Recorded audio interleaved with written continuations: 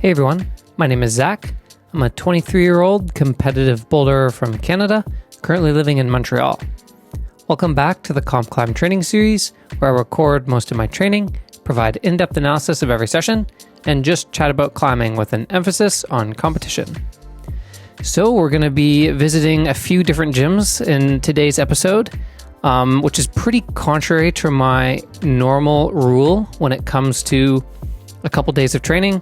Usually I like to keep it to at least keep it to one gym per day of training.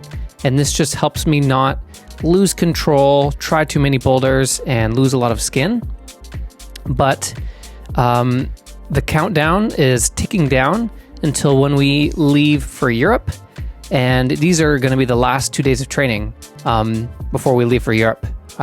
Immediately following these 2 days of training, we're going to fly to Germany, where we're going to spend 2.5 weeks while we're preparing for the Prague World Cup. So basically, since the countdown is approaching, any last little sends that I want to get in of projects or whatnot, I have to fit them all into these 2 days of training. So there was a little bit of an extra running around from gym to gym in these last 2 days. And that's because I wanted to climb at Crux, which we're doing now, since it had been a little while. And then I also wanted to go to Bloc to try that crazy project one more time, which, little spoiler alert, turned out to not be such a good idea. And then I also wanted to do a few more boulders at Bloc and get on a couple of the new sets. And so I couldn't just pick one thing, and since we were going to be gone from Montreal for a month, I had to go and do them all. So we had a lofty couple days of training coming up with lots of stuff on the agenda. But the first stop is Crux, like I mentioned. And yeah, it has been a little while since I've come to Crux, and so there were lots of new boulders. My buddy Ali, who is also the head setter of this gym, had sent me some videos of some of the boulders he's been setting recently, and they looked super good. One of them in particular was just one of the best boulders I've climbed on in recent times. It's so good. And so definitely wanted to come to Crux and get on that. And then I guess maybe you've noticed another fun little thing for this session is the shoes I'm wearing. So I just got these in the mail. These are the original flagships. I've been wearing the flagship pros for the past while and have been loving them. But these flagships are a little bit easier to get in Canada, so I wanted to give them a try as well. And so yeah, since I just got them, I decided to try them out a little bit. But this leads me into a topic that I've been thinking about recently and I have decided on, and that is that I'm actually planning on competing in the World Cup in the TNs. So basically the reasoning for this is I have experience with competing on the World Cup. I've competed in a handful of them, and something that is very striking to me and a very powerful impression that I've been left with the World Cup qualifying rounds in particular, like the qualifying style of boulders, is that they are very, very heavily intensive on small footholds in particular. So for the most part in Montreal, the style is like volume smearing, lots of big holds, and basically just smearing. And sure, we climb on small feet here in the gyms around the city, but for the most part, it's smearing on volumes. And even just this hold we're standing on right now is a good example of this. And this is where the flagships and the flagship pros really, really excel. They're a super soft shoe and really, really good for volume smearing. But they're definitely not my top choice for standing on small footholds, especially world-class small footholds. And the TNs are much better for this. And I also love the TNs for smearing. It's not like I'm giving up on my smearing capabilities if I'm wearing the TNs over the flagships. So basically, I've decided that I'm going to compete in the World Cup in the TNs because of how good they are at standing on small footholds. And I know from my past experience that the World Cup qualifying boulders typically make you have to try really, really hard to stand on small feet, more so than smearing on volumes. I think the volume smearing styles of boulders that you see in the World Cup, you see more in the semifinal round and the finals round. And it's interesting how it kind of just naturally happens that the qualifying boulders, they really like to test your ability to stand on small footholds, and you kind of need that toe power, and the TNs are awesome for that. So anyway, this whole point is to say I've kind of decided that I'm only going to bring TNs to Europe. So I just like to climb in the flagships for fun, and it's like quite... they're like a great training shoe. They're really fun and good for the styles of boulders around the city. But I am a believer in competing in a shoe that you've been wearing for like at least a month or two and are really in the groove of wearing.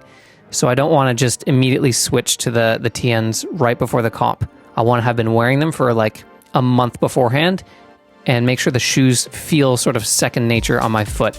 And I don't actually have to think too much about it. It's just muscle memory.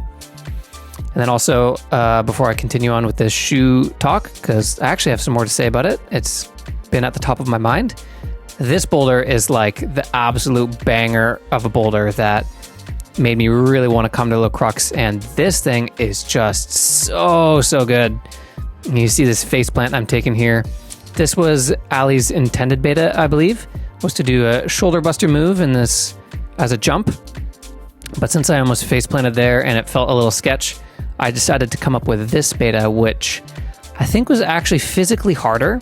Like, I think if I just tried a little bit harder, I would have done the shoulder move on the next time I tried it, but I didn't want to risk face planting and potentially like hurting my wrists if I stuck them out while I was landing to protect my face.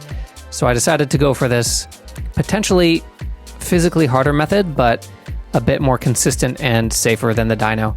And as we're approaching a comp, it's also very important that we are extra careful in like any little way that we can optimize for injury prevention, or just avoiding these random tweaks and not getting, beat up by the sport that we do, which is bouldering, which loves to break us in any way that it possibly can, including sending us flying off of a crazy shoulder buster move like this and then hurting our wrist as we stick it out. And Maddie has had experience with this in the past. She has sprained her ankle literally right before a World Cup and missed a few of them because of this. And so me and her in particular are always very conscious and careful about being cautious, especially right before comp season. So yeah, I was able to do that one with a bit of a more physical method. And I think that the sequence is actually still really sick. To do 2 cross moves back to back and still use all the holds, that boulder actually turned out to be super epic. So shout out to Ali for that one. And then actually, let's talk about this boulder as well before I continue with the shoe talk. I didn't know if I was going to try this one today. I definitely knew I would only try this boulder if my fingers felt like super solid, because this is obviously an extremely crimpy boulder. And I usually don't try like the crimp lines up in the gyms, just because these boulders will usually give you like a split or something and can just be really tiring to climb on, and also isn't necessarily super comp style. And of course, we're usually training for competitions, so this style of boulder is just a bit less necessary for me to train on. But at the same time, part of me does like to prove to myself from time to time that I have strong fingers and I can still make my way up a really crimpy boulder like this. And it's not only comp style that I can climb. So my fingers did prove to be feeling pretty decent in the session. So I decided to put a couple tries on this boulder, and then I started making progress, and I said, okay, I guess we're just working this thing now. And I was trying to send it, which we are actually quite lucky to do on this attempt. I find a bit of a better beta rather than trying to use this really difficult undercling to go out to this left hold in the middle. I realized that there's a bit of a better sequence. But this one was actually really hard to get ascend of, especially when we get to the top. The moves get real pumpy. And the hold that we jump up right for, like the third last hold, is actually pretty slopey, and I wasn't ready for that. So yeah, this one was hard and definitely satisfying to get ascend of. But yeah, so to continue with like this shoe idea, because I've been really thinking about it, especially leading up to such an important event, is I really need to climb in the shoe that I'm going to compete in for at least a month. Like, I'm not about to wear the flagships all the time, be super used to the flagships, and then immediately just switch to the TNs on comp day. So yeah, I'm only going to bring TNs to Europe, and we're going to just climb in TNs and get reaccustomed to the climbing styles of climbing in the TN Pro. And I also, like, I've obviously been doing a lot of switching between the two shoes for a while now, switching between the TNs and the flagships. For the most part, I like to train in the flagships, but then if we come across a boulder that's like really intensive on small feet, you'll notice that I switch to the TNs. And I've actually been like really learning something, switching back and forth between these two shoes. And this is like sort of a new opinion that I've formed with a lot of my things that I like to share throughout these videos, like training philosophies or just other ideas. I mean, I've been competing and training for such a long time that not a lot of my ideas are new, and a lot of them I'm drawing on like years and years of experience. But anyway, the point is that this one is a new idea and a new opinion of mine, and I've been really thinking about it and embracing it. But before I get to that idea, I also want to tune into this boulder because there are just so many bangers up at Crux right now. Some really, really good sets, and this was another one. So this purple volume that I'm grabbing here is dual techs, and I was not expecting this until I got to that part of the boulder and realized just how bad that volume is. So it added a really cool extra layer of complexity. And Ali also set this one, and yeah, this one was also like a really good boulder. And I was trying to milk the flash of it because it felt like super comp style, but I ended up pumping out and having to try it again. But anyway, this new opinion of mine, and this is like based on the experience I've been having in training in both the flagship pros, which are a incredibly, incredibly soft shoe, and then the TN pros, which are like, in my opinion, a medium, like soft, stiff hybrid, and are quite good at standing on small feet, but are also really pretty soft still and flexible and can smear really well. But anyway, the point is I think that I might like the TNs better for competing, just for the reason of being able to stand really well on small footholds. And I am not someone who likes to switch between two shoes mid-comp. Like, if I'm in the middle of my 5-minute round, I don't want to have to, like, if I run out to a boulder and I'm wearing flagships and I see that it's nothing but small footholds, I don't want to have to switch to my TNs because it's distracting, it eats time, etc. So I like to just have one pair of shoes that I compete in. And now this becomes tricky when we have the flagships, which are really good at most things. Like, they're like exceptionally good at the smearing and exceptionally good at the toe hooking. But I'm always going to be lagging a little bit behind purely on the small feet, especially in regards to the Tomoas. So this means that I think that I will compete in the Tomoas because they're just better all around for the comp stuff. But the idea that I've been realizing is training in the flagships actually improves my footwork quite a lot and actually makes me climb better in the TNs. And the idea is that by training a lot in the soft shoe, this actually really strengthens, I've been feeling like it's been strengthening my toes, honestly, and my calf strength. And it's been really noticeable, especially since I've been wearing the flagships and they're getting like really soft now as I've been wearing down, especially in the heat of the summer. I've been like really having to try hard to stand on small footholds and And like sometimes I'll be trying a boulder with a small foot and I won't switch to the TNs because I like the added challenge of like really trying to try hard to grab this small foothold with a soft shoe. And it really works my toe really well. And the shoes are also like hypersensitive, super soft, super sensitive, which means I really like can feel the footholds better. I'm working harder to stand on them when they're small. And I feel like training in a hyper soft shoe really enhances your footwork and improves it. It enhances your footwork training, and it makes your feet move better and work better, and you learn more by training in a hyper soft shoe and even forcing it on small feet. And so what that does basically is I feel like it levels up my footwork, strengthens my toes, and so it helps me perform better in the TNs because now I feel like I just have God level strength in my toes. And now when I have like this actually stiff edge on the TNs, it really, is just, I feel super solid on small feet and feel like I have really good footwork and really good toe strength. So anyway, I think this special recipe is going to be like really good. Like I've been training in the flagships, even on the small feet. It's been leveling up my footwork, strengthening my toes and feet and calves. And now we're going to put the all-rounder comp shoe on for the event. And it's going to be like a magical combination, I think. And we still have to make sure we get that month in of training though in the TNs only so that I build some really, really good muscle memory and it's not feeling foreign to stand in the TNs. I'd like to use them. So yeah, that's like kind of been at the forefront of my mind recently. The TNs are the flagships are a really, really great training shoe and make me compete and perform better in the TNs.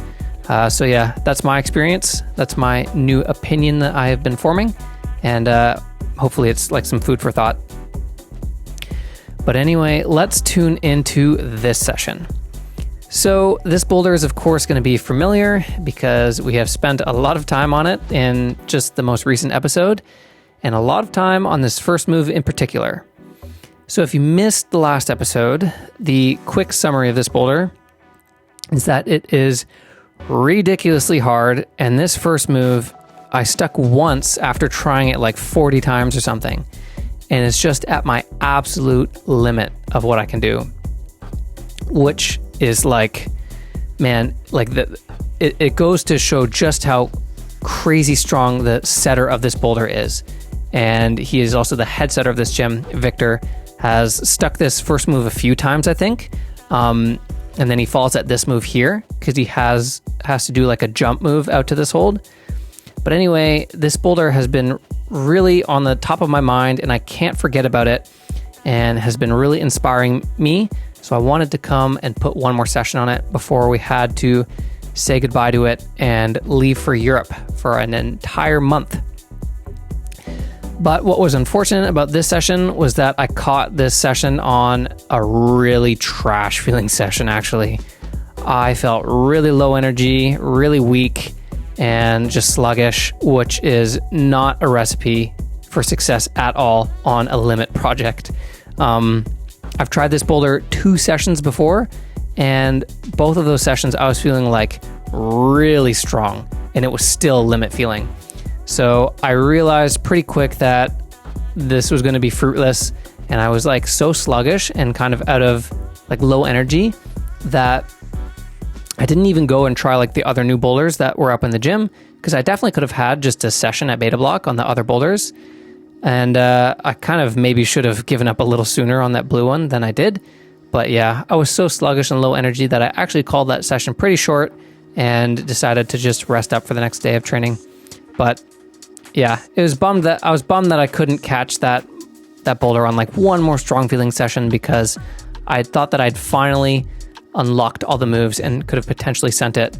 But I had a fun time working it, and we spent like 3 sessions on it in total. So here we are moving into the next day of training, and this session that I'm doing now is listed as the free session. If you remember, we are currently in the second phase of training where half the time on day 2, session 1, it's a campus session, and then half the time it is on day 2, session 1, it is a free session where I can just go do whatever sort of training that I'm in the mood for. And we've put in a lot of campus sessions. I'm really, really proud and psyched of how many campus sessions we grinded out. I think 6 in total, which is pretty sizable, especially just for one training program. And so I felt like I got my fill of campus, and I would have more fun and get more enjoyment out of just a classic session of bouldering. And I wanted to go to Bloc because they had some new sets up, and I actually had one little mini challenge that I wanted to accomplish, and I'll talk more about that when we get to the boulder where we are facing the challenge. But yeah, so this free session is going to end up just being a session of bouldering, and yeah, there's a few new boulders that I can get on in this session, including this V10 here, which is like an unsuspectingly awesome boulder, especially because it's going to feature today's tip of the day. It's going to have to do with the last move of this boulder, and it's like a key grip position that really helps me unlock the last move. And if you have missed like a lot of the episodes recently, we've been doing the tip of the day at the end of the episode now. And so stay tuned for that, and we'll break down like the last move of this boulder and the tip of the day that really helped me through it. But yeah, we can talk about the beginning first. You can see on this first attempt, I fell doing what I thought was the beta initially, but then I ran over and quickly asked the setter if the arete was in play for this boulder, and he said it was. So it actually meant that this first move was a really cool hand flip to the arete, which is actually a little bit slopier than it looks from this camera angle. From this angle, it sort of looks like a bucket, but it's a little bit slopey, so you have to be a bit precise with your momentum, and it's a really satisfying catch move. But yeah, this is the first time that I'm making it up to this last move, and maybe for those trying to like find the grip position, you noticed what I was doing with my right hand. Maybe you'll notice it on this next attempt as well. But yeah, my left foot was kind of sliding off that foothold for the last move, so I couldn't quite control that swing at the end. With any shoe, no matter how much you like the shoe or how good of a shoe, it's always tricky to like use new shoes, of course, like on the first couple days. So these flagships are like a little bit too stiff and not sensitive. So I'm like actually kind of struggling to stand on this last foothold, but with a few more sessions under their belt, I'd be able to stand on a foothold like that effectively. And I had the same feeling with the flagship pros. Like I didn't necessarily vibe with standing on footholds like right off the bat with them. And I had to get used to the shoe, and I had to break in a little bit. So anyway, we're back on this boulder, and now this boulder has the mini goal that I wanted to accomplish and what inspired us coming here for this free session. And actually, I basically just accomplished it now when I stuck the move like over to the left, the jump kick. Okay, actually, in theory, I didn't, because I just fell on the last move of this boulder when I was trying it in isolation. But anyway, the goal is pretty fun, I think. So ever since I got the World Cup invite, we rewrote our training, and we stopped having just fun sessions, and we wrote a really dedicated, strict training program, training for the World Cups. And so I guess this is week 4 now of this training program. And so ever since starting the program up until now that I have stuck that move, and we will now, like later, we will stick the last move of this boulder.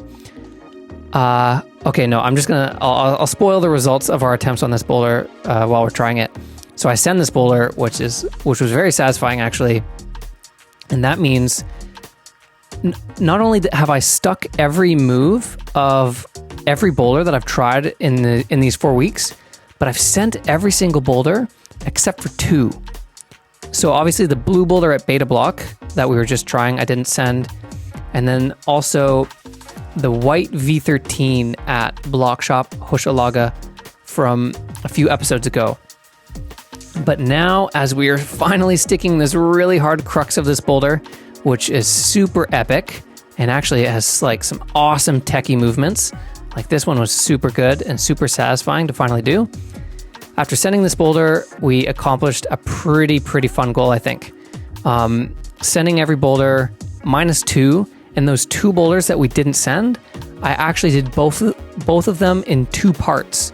So I did the blue boulder in 2 parts, and then the white 13 at Hochelaga in 2 parts.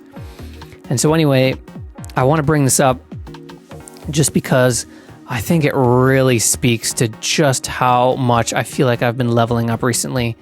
Like when Maddie and I first got to Montreal, my system was shocked with how many hard boulders were just up in the city. And I was just trying to chase boulders, chase cool sends. And it was so difficult because there are so many 5-star gyms with 5-star hard boulders. And I was just getting my ass whooped. Like after like a day of training, like 2 sessions at a gym, I'd have like 5 boulders unsent or something. And we had just been coming from Germany as well, where I was not used to this. Since we had less gyms in Germany to train in, I got to spend more time on the boulders. And for the most part in Germany, the boulders weren't quite as hard. So I was used to just doing all the boulders in the gym, like all the time. And then coming to Montreal, the difficulty really ramped up and I was getting my butt kicked. And it was awesome. And it was so good for training too, because I actually had really hard terrain to train on.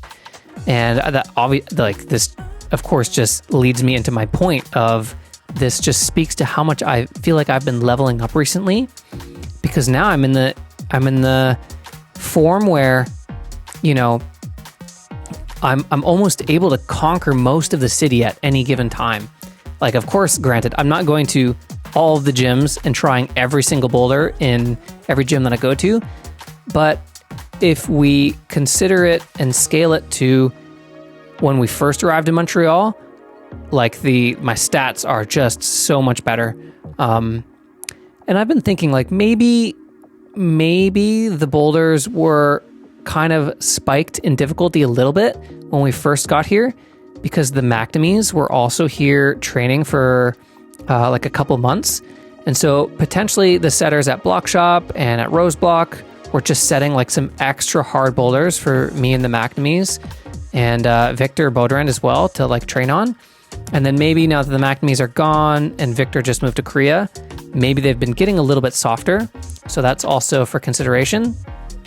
But regardless, I still feel like I've been leveling up so much, and I just have been doing so many boulders and like, you know, for the past few years, and it's obviously so normal for me to just come across a boulder that just stumps me, right?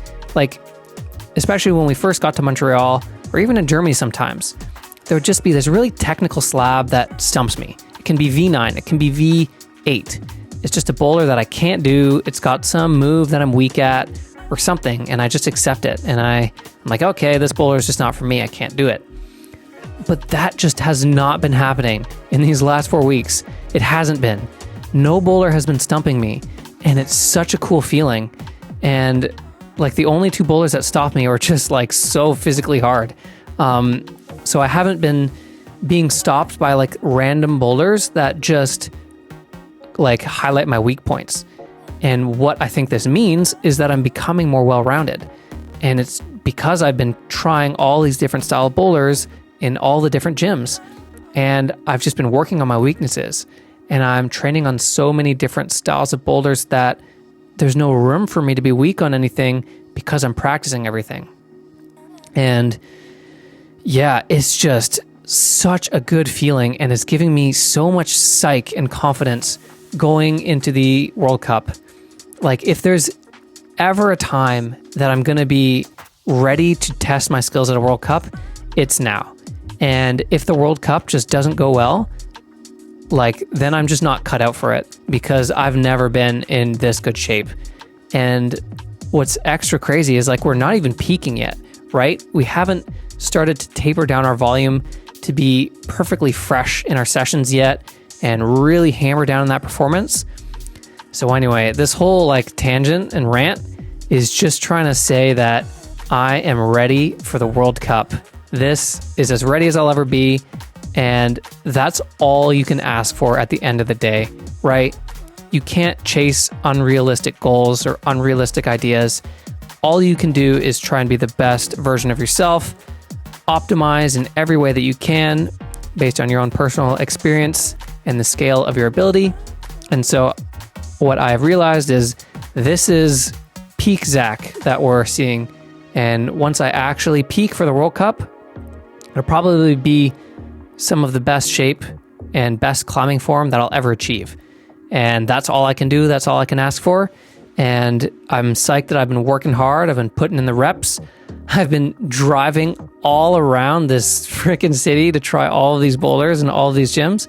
And the gains have just been like showing so much.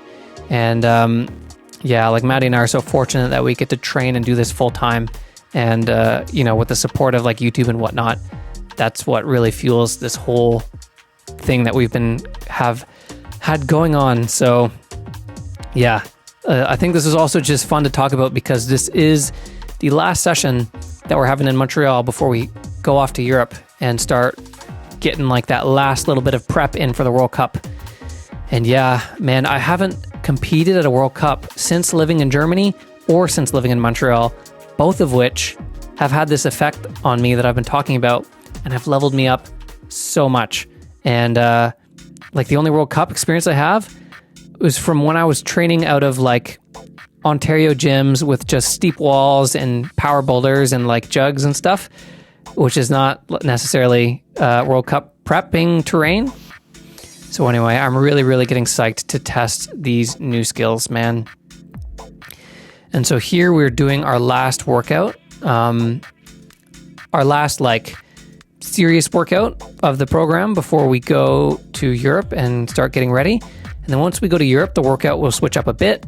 We'll be ditching a lot of the exercises, especially because most of the gyms in Europe actually don't have like these super epic setups that are just really conveniently in all of the gyms in Montreal. Like for the most part in the gyms around the Frankfurt Darmstadt area that we're going to be training at, they don't have like a good deadlift setup. And maybe even like the dumbbells and like the weights in general aren't as extensive as these gyms. So basically I wrote the training with this in mind. So the exercises we'll be doing will be pretty minimalist and the reps will be low, and we're just trying to like keep the muscle memory and the neurological pathways for these exercises as fresh as possible. So I think for the most part, like we're still able to do dips in Germany. We're still able to do pistol squats are pretty easy. Jump squats are pretty easy. I think military press gets a little tricky because they don't have dumbbells in most of the gyms. I think when I was doing military press in Darmstadt, we were doing it at Boulder House, Darmstadt, where they have just like a bar that I can load some plates on. But yeah, the idea was that we were trying to do a lot of reps and a lot of volume with our workouts now, because I know that I will be able to do less when we're in Germany. And it's just good to get the volume and the gains and the muscle memory packed into my system now before we leave for Europe. But we'll be able to access like the two most important exercises, which are like the dips and the pistol squats. Yeah, those are like definitely the two most important exercises. And in theory, I could ditch everything else. So anyway, it was really satisfying to just grind out that last like grindy workout of the program. And it was perfect timing too. Like that last workout, I definitely was no longer in the mood to do workouts. Like when we first started this program, I was like, yeah, I'm psyched to do workouts again and like do dips and deadlift and get really strong. And then, fast forward 4 weeks later, 6 workouts later, I'm like, okay, no more workouts. I just want to climb. I'm sick of this. So I know my body, and I scheduled the rest week at the perfect time, or I knew that I was going to be starting to burn out a bit from the workouts. And now we start to taper and, translate it into bouldering form. So anyway, now that this couple days of training have concluded, we are going to start our 5-day rest week. And in that 5-day rest week, we're going to fly to Germany and we're going to start the next chapter. We're going to start a couple weeks of training in Germany and then obviously do the World Cup. So yeah, that wraps up our training in Montreal. Super, super epic. Thanks to the city for making me level up. And before we end this episode, let's jump into our tip of the day. And really quick, before we jump into today's tip of the day, I want to mention now that at the time I'm recording this video, we just launched our Patreon. So our Patreon has a few different tiers that you can subscribe to, and some of the tiers include access to unreleased content. So when these episodes come out, they're coming out almost like a couple weeks now, delayed. So on Patreon, you'll usually have probably like 5 episodes that are ready to go, but haven't actually come out on YouTube yet. So that's something you can look for, as well as some other fun stuff. So if that sounds interesting to you, go check the link in the description. And it's also a great way to support the channel, of course. And yeah, the links are in the description for that. But anyway, let's jump into the tip of the day now. So I'm very excited for today's tip of the day. I've been waiting a while to talk about this technique. And the first time I did this was maybe even a year ago when we were climbing at Germany. And I haven't noticed myself do it in a while, so it hasn't been able to be a tip of the day until now. And this technique, I did not necessarily invent myself, so I'm sure it already has a name, but I don't know of one yet. So we can call this something like the crack, crimp, and thumb grip, something like this. So anyway, this one is pretty simple. It's a pretty simple idea, and it is really, really helpful when you can find a use case for this. So, of course, I'm grabbing a crimp that is blocked with my right hand, and it has a cap on it, making basically like a tiny crack. And what I'm doing is I'm crimping the hold, like the crimp, and I'm taking my thumb and I'm pressing against the blocker. So, okay, we can look here. So we have this as the crimp, I take this, and then my thumb is pressing against the top. So basically, the reason that this is super awesome is because this grip allows me to get much more directional pulling force. And what I mean by that is, if we just have simply a Gaston crimp, all we can really do is either push ourselves to the left or let ourselves lean back to the right. I mean, if it was like a jug hold, of course we can get directional force, but this Gaston is bad, right? It's kind of a slopey crimp, so I can't really pull myself into the wall, right? The hold is just not good enough, the foot is not good enough, and so I'm in a position where I can only create tension throughout my body by pressing on my left foot and then opposing with my Gaston, which only allows me to go sideways. But by putting my thumb on this capped hold, it allows me to obtain more directional force, which means I can direct myself inwards. So I can actually, basically by pressing with my thumb, it turns the crimp into a better hold and allows me to pull myself inwards, which is really great for this last move because we're even sort of transitioning over an arete, and I really want to pull my center of gravity closer and put more weight over my foot and take the weight off of my arms a bit so I can really lock off to this far last move. And so yeah, if like we have, like this is like the example, this crimp, I can't really pull in, right? Because the hold is just too slopey. But if I just get this thumb to sort of put more force through my fingers and make it so that I can actually engage, I pull inwards more. And it's super, super useful. And yeah, honestly, I feel like I've kind of forgotten about this often. And there have probably been more instances recently where I could have done this and it just didn't come to my mind. But definitely keep an eye out for this with blocked holds that have just a cap on them and the hold isn't so good itself. Like if this was a good hold, this is kind of less necessary. But yeah, the moral of the story is really pay attention with your blocked crimps and look for the thumb press on the blocker. It can really help you get some more directional force. And that is today's tip of the day. And then yeah, that's the end of the episode. And like I said earlier in the video, the conclusion of our training in Montreal before we go put it to the test in Europe. So I hope you've been enjoyed following along the training. And now let's go start a new chapter in Europe. Insert Kaji Vidocho here.